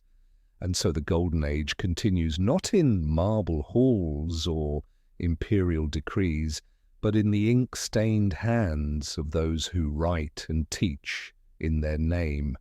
Still, the decline is felt in the streets. The markets of Baghdad are crowded as ever, but the once bustling caravan routes to Central Asia grow quieter. The great irrigation canals that once fed the fields of Mesopotamia begin to silt and dry. Taxes grow heavier, the poor more restless. Revolts flicker in the countryside, sometimes crushed, sometimes ignored. Within the palace, the caliphs remain draped in silk and ceremony. Courtiers bow low, poets recite verses in praise of a glory that feels more distant with each generation. The caliphs continue to commission works of art, build mosques and sponsor scholars, yet even their magnificence carries a note of melancholy, as if every act of creation is also a remembrance of what once was. And yet if you stand on the riverbank at night, you might not see decline at all. You might see the lights of Baghdad reflected in the water, still countless, still bright. The call to prayer rises as it always has, echoing across the rooftops. In the distance you hear the murmur of scholars debating under oil lamps, children reciting verses, and merchants singing as they unload their ships. The spirit of the Abbasids, though stretched thin, remains alive in the rhythm of daily life. It is in this age that one of the most profound truths of history begins to emerge, that the fall of empires does not mean the fall of civilization. The Abbasids' political might may have waned, but their cultural empire, the realm of books, architecture, language, and faith, has grown beyond their borders. Even as the caliph's armies weaken, his ideas march on. From Spain to India, mosques are built in the Abbasid style. Scholars quote the philosophers of Baghdad as though they were prophets. The Arabic language, refined and polished through centuries of Abbasid patronage, becomes the lingua franca of half the world. The empire may be fragmented, but its heart still beats in every prayer, in every poem, in every manuscript, copied by hand in dim candlelight. The caliph's throne may no longer command the armies of earth, but his shadow still touches the heavens. The night deepens over the Tigris. The city hums softly. Somewhere a muezzin calls the faithful to the evening prayer, his voice carrying over the rooftops of Baghdad the same prayer that once echoed from Spain to Samarkand. The empire may be divided, but its faith, its art, and its wisdom remain one. And as the first stars appear in the darkening sky, they seem to whisper the same truth that Baghdad's poets once knew: empires fade, but their light endures. Faith in the furnace. The wind sighs through the narrow alleys of Baghdad, carrying the mingled scents of sandalwood, parchment, and incense. The once imperial city has grown quieter, its edges worn by time, but in the hush of its mosques and libraries, something powerful still burns. The Abbasid Caliphate may be politically weakened, its borders fractured, yet within its soul another kind of fire is alive, the fire of faith, thought, and spirit. This is the age when the empire turns inward, when armies no longer conquer lands but hearts, and the battlefields shift from the deserts to the realm of the mind. It is an age of theologians and mystics, of jurists and poets, each seeking in their own way to understand the divine order that binds the universe. The Abbasids, even in decline, become guardians not of empire but of meaning. The once revolutionary family of Abbas now presides over a realm of ideas, its caliphs more symbolic than sovereign. Their palaces may echo with ceremony rather than power, but their patronage sustains a flowering of spiritual life that will define the next 1,000 years of Islamic civilization. The fires of Samarra and the chaos of civil wars have tempered the iron of belief into something purer, faith refined in the furnace of trial. Within the mosques of Baghdad, jurists debate the principles of divine law. The madhabs, or schools of jurisprudence, take shape and mature. The Hanafi, favored for its reasoned flexibility, the Shafi'i, precise and disciplined, the Maliki, rooted in the traditions of Medina, and the Hanbali, fierce in its devotion to scripture.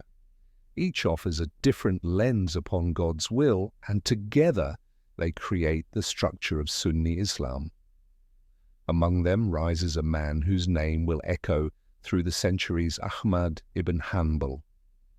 Imprisoned and flogged during the earlier Mihna for refusing to declare that the Quran was created, he becomes a living symbol of steadfastness.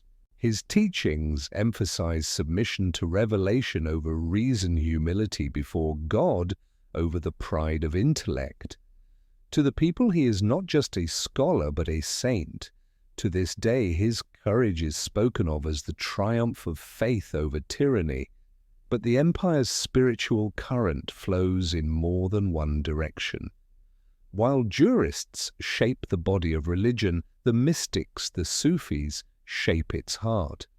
They are the seekers, the lovers of the divine, who wander far from the palaces and marketplaces, searching not for wealth or knowledge, but for union with God. In this age appear the first great saints of Sufism, Bishr al-Hafi, who walked barefoot in repentance, Dhul-Nun al-Mizri, who spoke of the secret knowledge of the soul, and Rabia al-Adawiyya, the woman mystic of Basra, whose love for God transcended fear and reward. Her prayer becomes legendary: O Lord, if I worship Thee for fear of hell, burn me in hell. If I worship Thee for hope of paradise, exclude me from paradise. But if I worship Thee for Thine own sake, withhold not from me Thine eternal beauty. Such words flow through the centuries like perfume, carrying a message that religion is not only law and ritual, but love. In Baghdad, lodges known as kanikas and zawiyas begin to appear, sanctuaries where mystics gather to meditate, chant, and teach. The rhythm of their recitations, the whirl of their movements, and the serenity of their silence draw people from every walk of life. To the weary, they offer peace; to the proud, humility; to the despairing, hope. Even the scholars who once distrusted mysticism begin to see its beauty. The great theologian al-Ghazali, born in the following century, would bridge the two worlds, law and love, intellect and intuition, blending reason with revelation in his timeless work, The Revival of the Religious Sciences. But the seed of that synthesis is planted here, in the fading light of the Abbasid age. The caliphs themselves, though diminished in worldly strength, encourage this spiritual flowering. They sponsor debates between theologians, endow schools, and protect the scholars who preserve the empire's wisdom. The city's libraries, though worn with age, still hold thousands of volumes. Students arrive from every corner of the Islamic world to study in Baghdad's madrasas and mosques. Beyond Iraq, in Persia, Central Asia, and even distant India, the Abbasid legacy spreads through these teachers. The Arabic tongue remains the language of theology and science, the unifying thread across lands no longer united by rule. Wherever a scholar writes or a muezzin calls to prayer, the Abbasid dream still lives. And yet this period of faith is not without pain. Poverty deepens. The canals that once fed Mesopotamia's lush fields begin to decay. The once mighty river trade weakens as rival powers rise. In the east, the Samanids and Buyids grow bold, sometimes treating the Caliph as a puppet, sometimes as a sacred relic. The people of Baghdad live between grandeur and hardship, praying in magnificent mosques, even as famine and corruption creep through the alleys, but the people endure, sustained by the rhythm of prayer and the consolation of words. Poetry becomes the mirror of the age, tender, mystical, and filled with longing. The verses of al-Mutanabbi, proud and luminous, celebrate the strength of the human spirit. Others, like Mansur al-Hallaj, dare to utter the ineffable. Hallaj's cry, Ana al-Haq, I am the truth, rings through Baghdad like thunder. To some it is blasphemy, to others revelation. For proclaiming divine unity in himself he is executed, yet his words will echo for centuries as the anthem of spiritual union. In his death, as in Ibn Hanbal's endurance, one can see the two poles of the Abbasid soul, obedience, and ecstasy, submission and freedom. Between them, the civilization finds its balance even as its political foundations weaken. By the 10th century, the caliphs are little more than shadows on the throne, but their role as spiritual figureheads endures. Their seals still marks the decrees of far-off rulers. Their names are still recited in Friday prayers.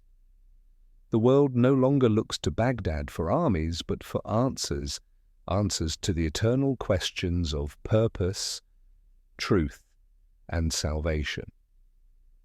And in that the Abbasids achieve a different kind of immortality. The Tigris still flows past their crumbling palaces, its surface rippling with starlight. The scholars' voices fade into the night, replaced by the whisper of wind through open windows, by the murmur of the faithful at prayer. In the distance, a Sufi lodge glows with lanterns as men and women chant the names of God, their voices rising like smoke into the darkness.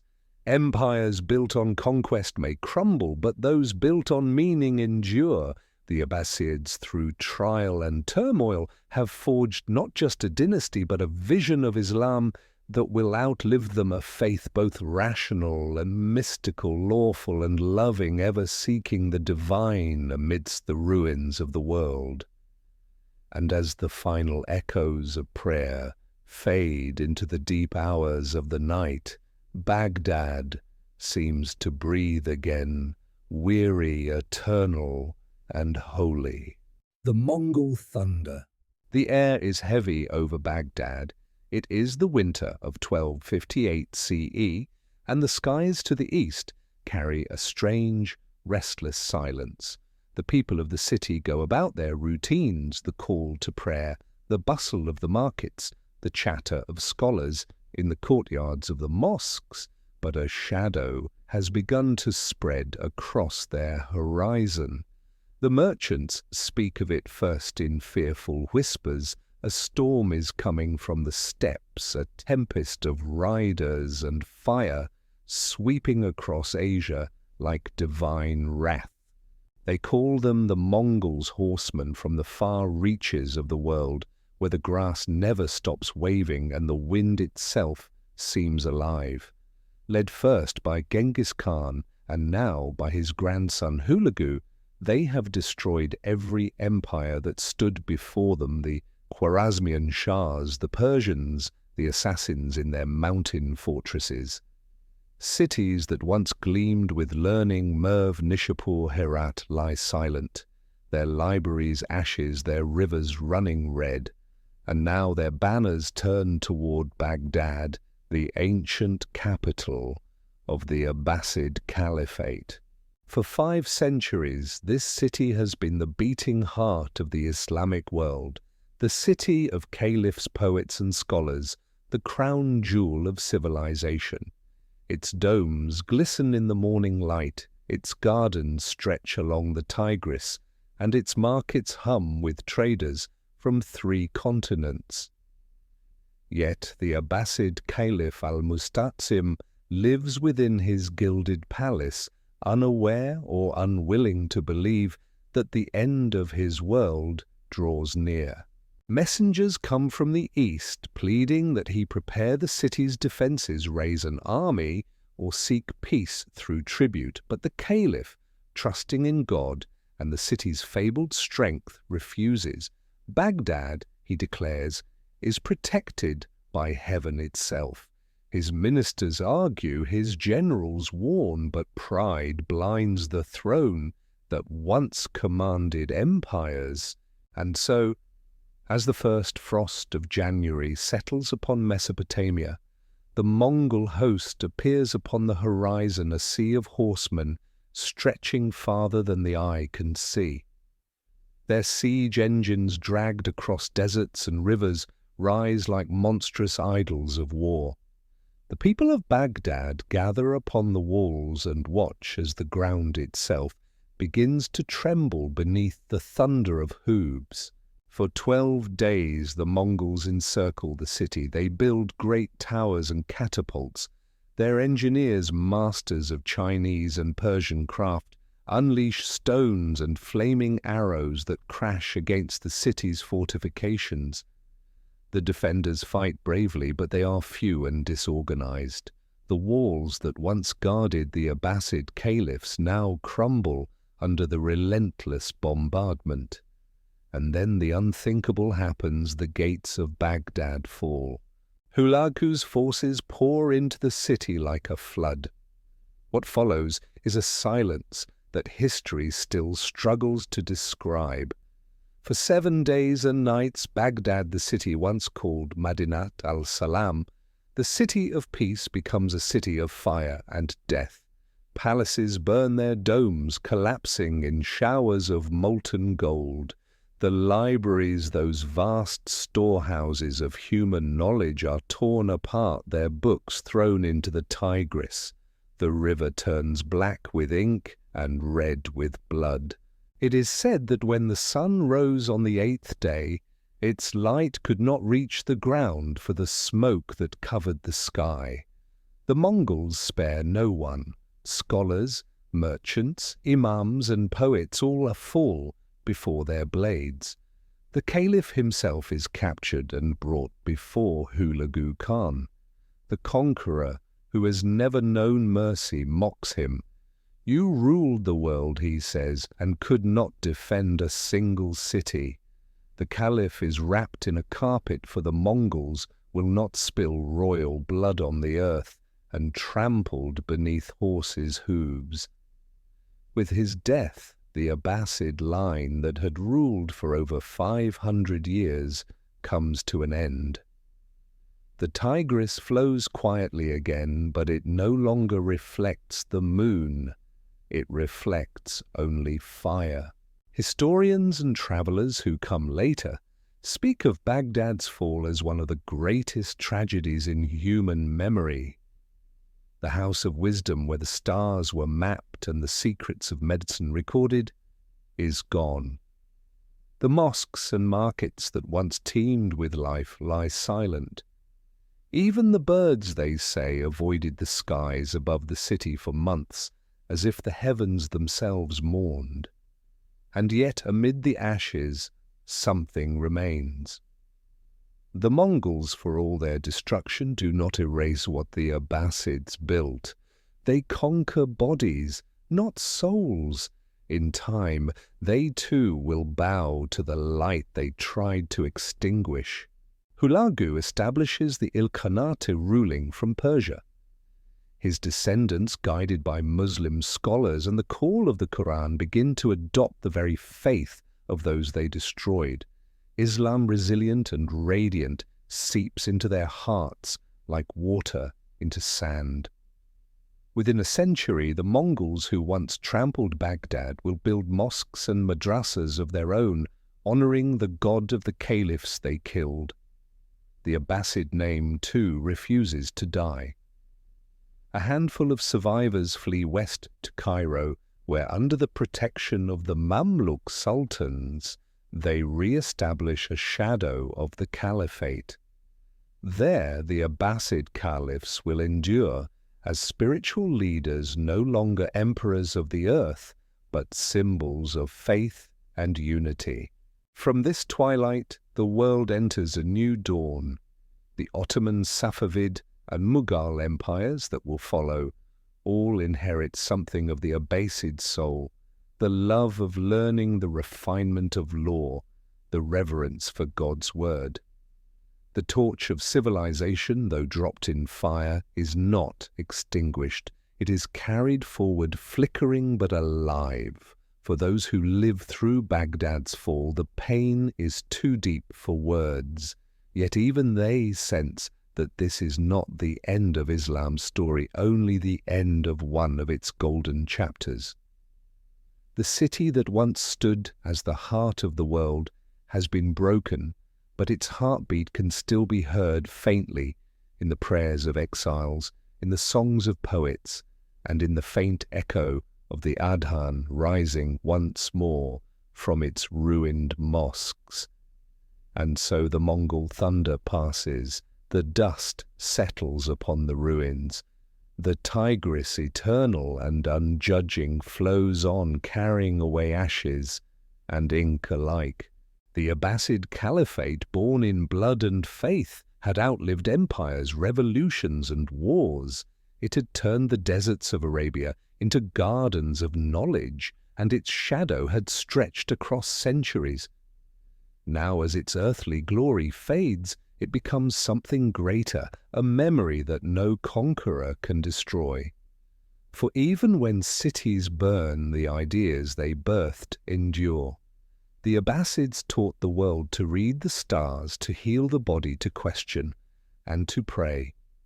The flames of Baghdad may have devoured its stones, but not its light.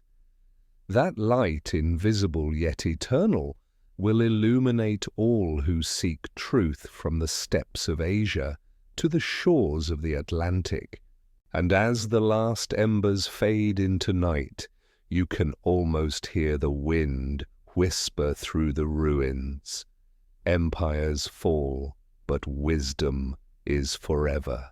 The Caliphate in exile, the smoke of Baghdad has long faded into memory. The once great capital lies silent under the sun, its gardens choked by dust, its libraries turned to ash. But far to the west, beyond the deserts and the Nile, the spirit of the Abbasids still flickers like a lamp sheltered from the wind. The Caliphate has fallen, but not entirely. In a foreign city under foreign protection, the descendants of al-Abbas live on wearing crowns of memory rather than power. The city is Cairo jewel of the Mamluk Sultanate, where the blue Nile bends and the call to prayer echoes over 1,000 domes. It is here in 1261 CE that the Abbasid dynasty is reborn, not in triumph but in ceremony. A surviving prince, al-Mustansir, a distant cousin of the slain Caliph of Baghdad, is welcomed by the Mamluk ruler Sultan Baybars. The Sultan, a man forged from battle and cunning, understands the power of symbols. He knows that a throne is more than gold, and soldiers, it is legitimacy sanctified by faith. By restoring an Abbasid Caliph, even a powerless one, he ties his sword to the Prophet's lineage, wrapping his worldly rule in sacred authority. In a solemn procession, the Abbasid prince is brought through the streets of Cairo. The crowds gather curious and reverent. The new Caliph is robed in black silk, the color of his ancestors, and proclaimed commander of the faithful. His throne is simple, his palace modest, but the meaning of his coronation is profound. The Abbasid Caliphate, though stripped of empire, now exists as a spiritual banner, its name too holy to vanish. And so begins the age of the Shadow Caliphate, when the Abbasid successors in Cairo served not as rulers of nations, but as custodians of the faith. They issue titles to the Mamluk sultans, bless their wars against the Mongols and Crusaders, and preside over rituals that link heaven and earth. The caliphs no longer command armies or collect tribute, but their words still carry the echo of centuries.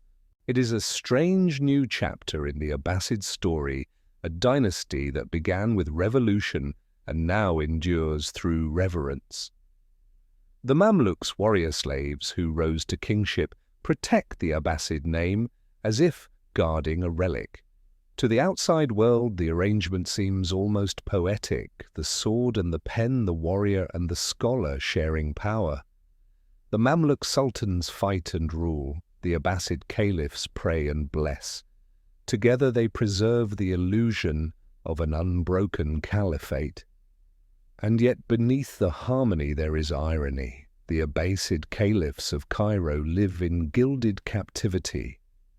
They possess the lineage, but not the authority, the name, but not the command. They attend the sultan's ceremonies, receive guests, and issue proclamations written for them by others. Their palaces, though elegant, are cages of gold. Still the people honor them. Pilgrims from distant lands, Persia, India, Yemen visit Cairo to glimpse the living heirs of the Prophet's uncle. For them, the Abbasid Caliph is not merely a man, but a reminder of unity, a living connection to Islam's golden past. In his presence, the memory of Baghdad is rekindled, the hum of the markets, the glow of the Tigris, the songs of poets, and the prayers of saints. The Mamluks, too, wield this memory as a weapon of legitimacy. When the Crusaders invade or the Mongols threaten Syria, the Caliph's blessing sanctifies the defense. When a new sultan ascends the throne, it is the Abbasid who places the sword of office in his hands. Thus, though powerless, the Caliph's shadow stretches across the Islamic world. In time, Cairo itself becomes a second Baghdad, a city of learning and beauty. The Mamluks, inspired by the Abbasid legacy, fill it with mosques, madrasas, and libraries. Scholars from Damascus, Fez, and Bukhara gather in its markets. Poets praise its splendor. The Al-Azhar Mosque, already ancient, grows into the beating heart of Islamic scholarship, a torch lit by the same flame that once burned in the House of Wisdom. But while the Abbasid name endures, the age of dynasties begins to shift. To the east, the Mongol Ilkhanate fades, replaced by new powers. In Anatolia, the small Turkish beyliks begin to stir among them, one that will one day rise as the Ottoman Empire. The world is changing again, and the Abbasids, though venerable, are no longer its architects. Their line in Cairo continues for more than 2 centuries, quietly passing from one descendant to the next.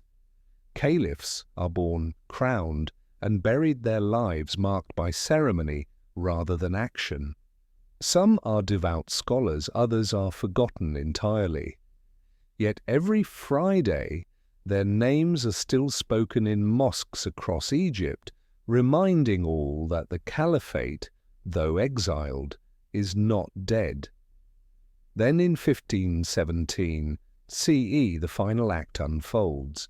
The Ottoman Sultan Selim, seen having conquered the Mamluk Empire, enters Cairo in triumph. The Abbasid Caliph al-Mutawakkil III greets him with humility. In a grand ceremony, the Caliph is said to have transferred to Selim the sacred relics of the Prophet, the mantle and the sword, and with them the title of Caliph itself. Whether this moment is literal or symbolic, history remembers it as the passing of the torch. The Abbasid Caliphate, which began amid the deserts of Arabia, ruled from the palaces of Baghdad, fell under Mongol fire, and found refuge along the Nile, now dissolves into legend. The mantle of leadership, spiritual and temporal, moves once more from Abbasid to Ottoman, from Baghdad to Istanbul. And yet the Abbasids are not forgotten. Their story becomes a mirror of Islam's endurance, a testament to the power of faith over empire. They remind the world that greatness is not measured only by conquests, but by what survives when conquest ends. When the last Abbasid Caliph dies, no armies march, no palaces burn. The end comes softly, like the closing of a holy book after centuries of recitation. Cairo remains a city of faith and learning. The scholars of Al-Azhar still speak the language the Abbasids refined. The Quran is still recited in the rhythm their calligraphers perfected. The Abbasid Caliphate may have fallen, but the civilization it shaped lives on in the words of poets, in the architecture of mosques, in the very ways the faithful pray. And if you stand on the banks of the Nile at sunset, when the muezzins call out across the water and the light turns the city gold, you can almost hear the faint echo of Baghdad's distant bells, a memory of an age when the world's wisdom was written in Arabic, and the caliphs of the Abbasid house ruled not just men but minds. Empires pass, but ideas endure. The Abbasids began with fire and blood, but ended in grace as keepers of the faith they had once fought to build. The echo of the Abbasids. The night settles gently over the Middle East, and the stars emerge one by one, quiet, patient witnesses to all that has been. From the ruins of Baghdad to the banks of the Nile, from the sands of Arabia to the shores of Spain, the echoes of the Abbasid Caliphate still move like a soft wind through time. The palaces have crumbled, the armies are gone, yet something eternal lingers, not of marble or empire, but of mind and spirit. The Abbasids are no longer rulers of men, they have become rulers of memory.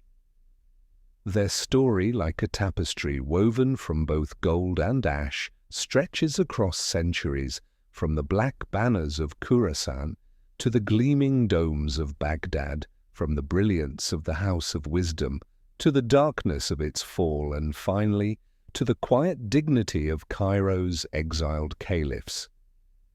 It is a story of faith, ambition, knowledge, and transformation, a story that does not end but changes form, echoing through every civilization it touched. Even now in the modern age, the legacy of the Abbasids hums beneath the surface of our world. Their scholars gave us the stars in their proper names: Aldebaran, Betelgeuse, Altair, Vega, Arabic whispers written across the heavens. Their mathematicians gave us algebra, algorithms, and the numerals we used to count the days. Their physicians recorded the workings of the body with such precision that European universities would study their texts for centuries. Their architects lifted domes toward the sky in shapes so perfect that even today every mosque, every arch carries their design in its bones. And their poets, oh, their poets gave language to longing itself, from the verses of al-Mutanabi to the mystic hymns of al-Hallaj and Rumi. The Abbasid world learned that faith could live not only in law and ritual, but in beauty, in words that make the soul tremble. To understand the Abbasid Caliphate is to understand that history is not a straight line, but a circle like the design of Baghdad itself. Every age builds, flourishes, falters and fades, only to leave behind seeds that bloom anew in unexpected places. When the Abbasid Empire shattered, its knowledge travelled outward to Andalusia, to Cairo, to Damascus, and beyond. And when those lights in turn dimmed, their radiance passed still further through translation, through trade, through time, into the very foundation of the world we know today. The Renaissance that would awaken Europe centuries later was not born in isolation. It was nourished by the books and ideas preserved and perfected under Abbasid rule. The compass that guided explorers, the algebra that shaped architecture, the medical ethics that underpin hospitals, all carry in some small way the fingerprints of the Abbasids. Their wisdom crossed oceans, their science defied borders, and their spirit, the relentless search for understanding, became humanity's shared inheritance. And yet beyond their scholarship and splendor, perhaps their greatest gift was something more subtle, a vision of harmony between faith and reason, between heart and mind. The Abbasid scholars saw no conflict between seeking truth through the telescope and seeking God through prayer.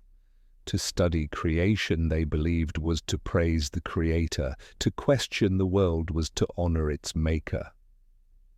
In that harmony lies a lesson still urgent today, for the Abbasids lived in a time when civilization was not divided by knowledge and belief, but united by curiosity and reverence, a time when a mathematician could also be a poet, a physician, a theologian, and a philosopher, a believer. Theirs was a world where the boundaries between sacred and scientific blurred into wonder. If you walk through Baghdad now, centuries after its golden age, you will not find the circular city al-Mansur built, nor the gardens of Harun al-Rashid, nor the libraries of al-Ma'mun. But you may still feel something beneath the dust, a pulse, a quiet rhythm in the stones and air. For history, like the Tigris itself, never truly stops flowing. It changes course, but it endures. Stand at dusk by the riverbank, where the reeds sway and the sky glows red. You can almost hear it, the murmurs of the past, the chants of scholars in the house of wisdom, the laughter of poets under lanterns, the rustle of paper, and the scratch of ink, as scribes preserve the wisdom of the ancients. You can almost see the Caliph walking in his garden, listening to the call to prayer, echoing through the city of peace he built. And in that moment you understand that the Abbasid Caliphate was not merely an empire of its age, it was a bridge across ages. A bridge between East and West, between antiquity and modernity, between reason and revelation. The stones of that bridge may have fallen, but its foundation remains deep within the human story. The world moves on, empires rise and fall, languages shift, beliefs evolve, but the Abbasid echo continues soft yet certain. It lives in the patterns of art, in the rhythm of Arabic verse, in the libraries that still honor their memory, and in every classroom where knowledge is treated as sacred. It lives in the notion that civilization itself, the act of seeking, of questioning, of learning, is an act of devotion. And perhaps that is how the Abbasids endure, not as conquerors, but as teachers, not through the sound of trumpets and war, but through the whisper of turning pages, not in the roar of armies, but in the murmur of thought. The caliphs are gone, their cities in ruins, their palaces dust. But their dream that humanity might live in a world illuminated by both faith and understanding still glows faintly like the last light of dusk lingering over the Tigris. As you close your eyes, The world of the Abbasids fades into the soft rhythm of the river. The night air cools, the stars shimmer, and the echo of 1,000 years drifts toward you, gentle as a prayer, vast as eternity. And the voice of history seems to whisper through the dark, what we build with wisdom never dies. The lamps of Baghdad burned once for the world, and though their flame has dimmed, their light endures.